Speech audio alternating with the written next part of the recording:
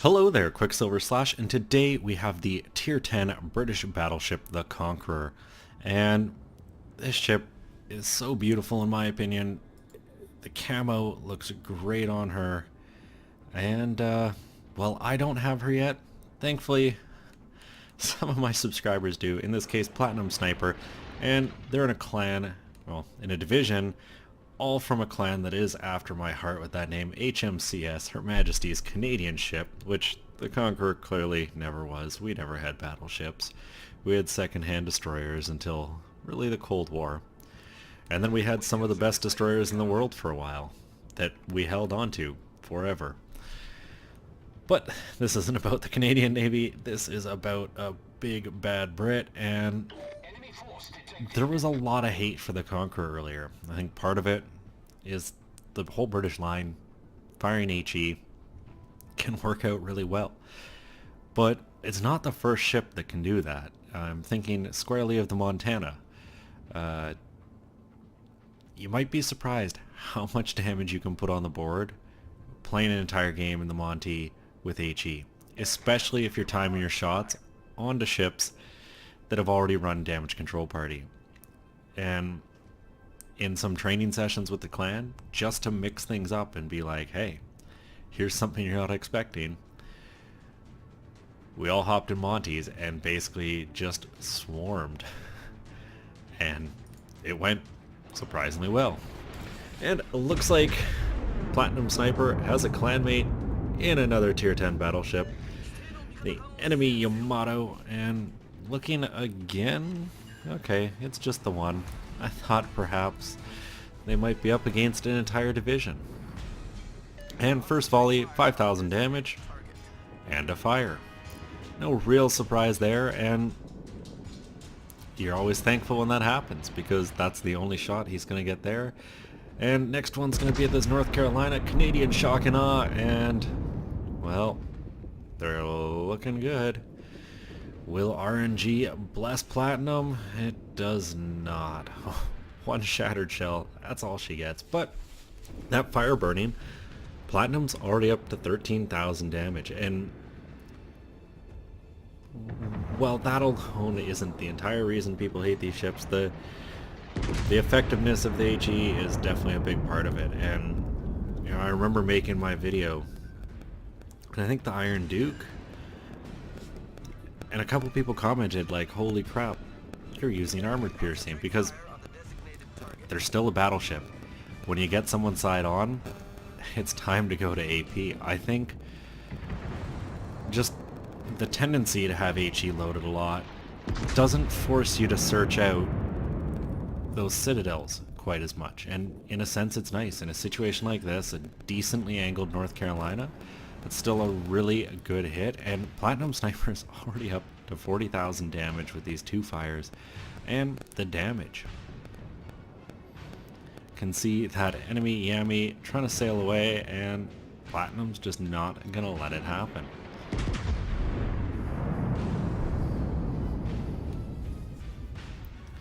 The volley goes out.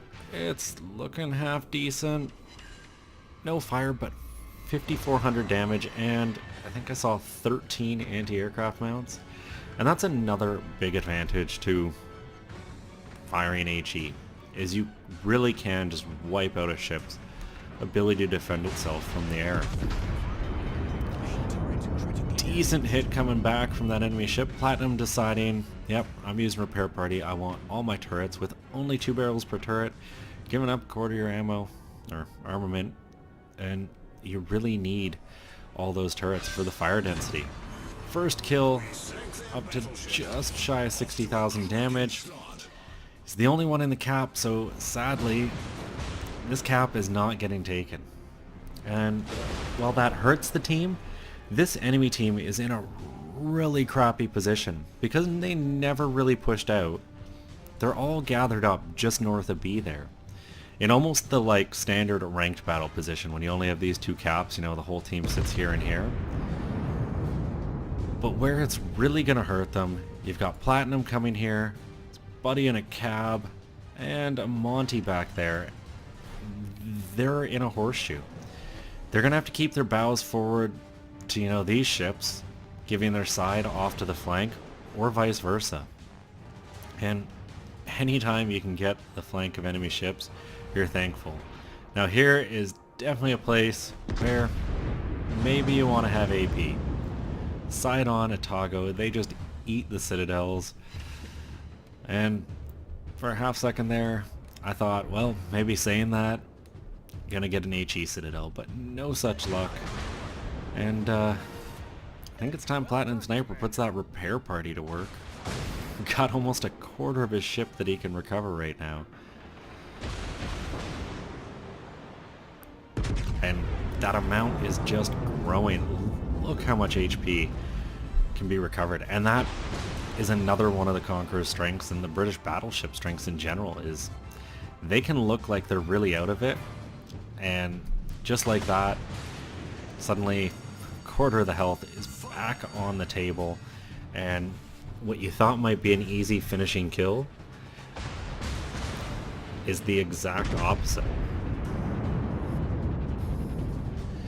Now, sadly, still nobody has rolled into A and taken it, which, well, it'll drag the game on a bit, which, assuming they kind of keep their positions and manage to keep working this enemy team down, just let them farm a little more damage. But for Platinum, it's time to get out.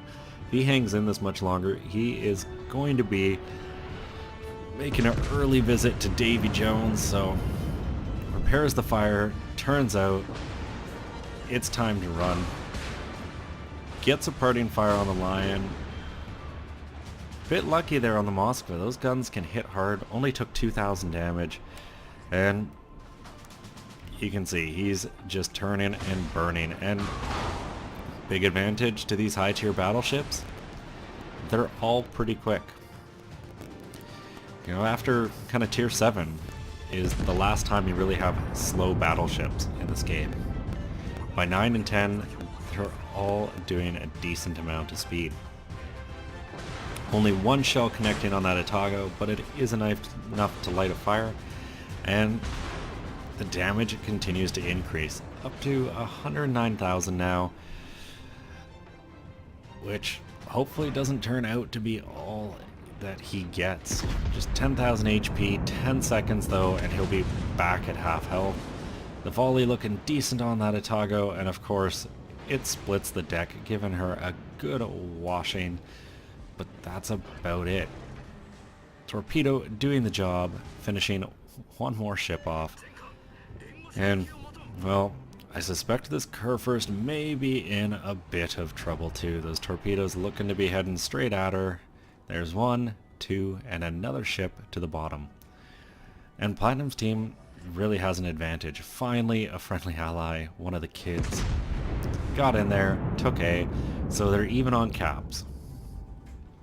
And the enemy team did do a decent job once they kind of realized what was happening, getting a couple ships out in the east, and it's kind of forced, or just in the act of chasing, all of Platinum's team has rolled up to the north. They're working these ships down, but they're losing some of their ships in the backfield. They're getting caught out and sunk. Thankfully for Platinum though, he's back up to half health or just over it, which is perfect because he's going to have to turn in and chase here. Pretty much everyone is sailing in the wrong direction. And while the ship has decent range at 24.3, that's not anything to call home about. And there's no spotting plane, which is definitely a disadvantage for this battleship, because I know in my other battles, or BBs, I really like having that plane. Stretching your shells out to 30 kilometers just feels so great, especially in something like the Yami where you just seem to have laser-like accuracy. And RNG has kind of decided right now that's enough fires. You're not going to get any more for a bit. And it can do that. And eventually he'll get another, and the damage will start ticking again. And if you are playing the strategy of, I'm going to force damage controls and then light more fires, you really have to just keep pushing it. And with how that lion's angled away, I don't think AP would be any more effective. So, just keep doing what's been working. Up to 120,000 damage so far. The team is starting to disappear though. And what really should have been a pretty sure thing earlier on, I'm starting to question. The enemy team's got a points lead now. They've got a kill lead. They've got 2 of the caps and could easily slip in behind and get Bravo or Alpha. The one saving grace is probably that it looks like Platinum's clanmate in the Yami has decided it's time for the glory. They've turned in and you can see all the torpedoes heading straight at them. Manages to only eat 2, it looks like, out of that whole volley, but those 2 are gonna be enough. The repair party goes, Platinum aims the guns, shells are flying pretty true. There's the fire, and that pretty much spells the Yami's death, because you know it's gonna tick down and the damage is gonna melt off, but they're trying to heal through it. Unfortunately, to chase down that Montana, he's gotta give his side to Platinum, and hopefully Platinum can get a shot in before there's any booping between those ships. Oh, wasn't even needed. One of Unknown Jaeger's fires, I'm guessing from secondaries, put it out. Or, I don't know what I was going for there. Killed the Yamato. There we go. Aren't I good at this? So, back to the Lion, and kind of what I thought might happen is starting to happen. The enemy team is looping in, they're pushing into Bravo. Now, friendly Missouri is moving in to meet, and they've got about equal hit points. The Kid may be the difference. But there is an Edinburgh somewhere in there, and I think that's still one of my highest average damage ships. Something about her just worked really well for me. I do better in the Edinburgh than I do in the Minotaur. And just gonna be able to lay the damage down. Now, thankfully, for Platinum, got a fire there. The Lion put it out right away. And is repping. And look at that health come back. Which, I mean, really just means light a fire and it's all gonna start ticking back off. But only 4 guns up front. You know, even not bad dispersion can really hurt you. That's one of the things I've pointed out in the past about like the Grosser Kurfürst. Well, not the GK, but the Frederick Grosse is, and the Bismarck and stuff. When you only have 2 turrets or 2 barrels per turret, it can look like your dispersion's a lot worse than it actually is because you don't have quite the same shell density. So when you have 2 shells diverging just a little bit without that 3rd one in the middle to kind of fill the dispersion in, you tend to not get as many hits. At least that's what I've found. Now the cab, obviously gonna be a problem. Uses the front turrets to try to focus him down. The rear's still working on the Lion. And, well, with this big repair party, really tempting to let that amount build up so you don't waste a party. And with this one fire going, I'd say now's the time to use it. It'll mitigate the health you're losing to the fire so you never drop too low. And you'll regain that other chunk. And there it is. He uses the damage control as well, which I question a little bit. I still think that repair party really could have done pretty much everything you were looking for and the fire would have gone out naturally. Hopefully RNG doesn't make him eat his words there. And, well, the shells aren't going to do it. The fire is. There's another kill, up to 176,000 damage, and the enemy team now started to kind of fall to what Platinum's team. They spread themselves out and got picked on one at a time. Now, Platinum, they're going to lose that Missouri, but the enemy team should as well.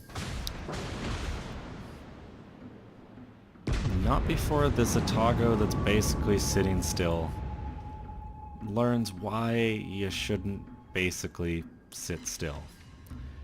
2 shells, 2 fires, 2 incapacitations. And well, right away, looks like the fires get put out. And really, I'd just be looking to that Missouri. They're challenging your cap. It's letting the enemy team get ahead on points. Finish the target you can see. Finish the target that most ships are looking at. And you can see, that was an AP volley. And you know Platinum was just hoping that Atago got spotted again. Still a good hit. 7,400 damage. Almost halves the Missouri's hit points. And I mean, you can't ask for more than that. Well, you could ask for a Citadel, but probably not getting it against the updated or upgraded Missouri, that kind of angle. And it's back to HE because 4,900 hit points, why risk a whole bunch of deflections?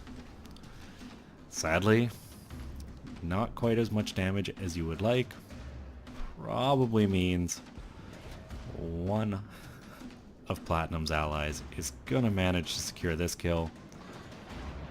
That said, Missouri is healing, and looks like his buddy in the Montana is working on that Edinburgh, giving Platinum another chance to start some fires. There it is, 9,400 damage.